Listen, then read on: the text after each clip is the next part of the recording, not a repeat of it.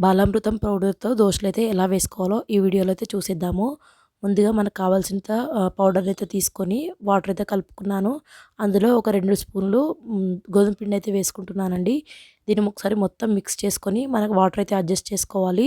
Dosa batter ఎలా ఉంటుందో మనం ఈ బ్యాటర్ కూడా అలానే కలుపుకోవాలి. చూడండి ఇలా ఉంటే సరిపోతుంది. ఇప్పుడు ఒక ఆనియన్ అయితే కట్ చేసుకొని దాన్నైతే ఫోర్క్ అయితే గుచ్చుకున్నాను. ప్యాన్ వేడైన తర్వాత కొంచెం ఆయిల్ స్ప్రెడ్ చేసుకొని ఒకసారి దీంతోనైతే క్లీన్ చేసుకోవాలండి. ఇలా చేస్తే మనకు అతుక్కోకుండా దోసలనేది చాలా బాగా వస్తాయి. ఇప్పుడు పిండి వేసుకొని సేమ్ దోస ఎలా పోసుకుంటామో అలాగే పోసుకోండి. దీన్నైతే మీడియం ఫ్లేమ్ పెట్టుకొని అయితే కాల్చుకోవాలండి. లేదంటే సరిగా కాలవు, పచ్చి పచ్చిగా ఉంటుంది. ఎర్రగా అయ్యేంత వరకు కాల్చుకొని ఇంకో సైడ్ అయితే టర్న్ చేసుకుందాము. ఇటు సైడ్ కూడా ఒక 2 మినిట్స్ పాటు కాల్చుకున్న తర్వాత మనం దీన్నైతే సర్వ్ చేసుకుంటే సరిపోతుంది. ఇవైతే చాలా టేస్టీగా అండ్ స్వీట్‌గా కూడా ఉంటాయండి. ఇంతవరకు ట్రై చేయకపోతే ఒకసారి ట్రై చేయండి. Thank you for watching.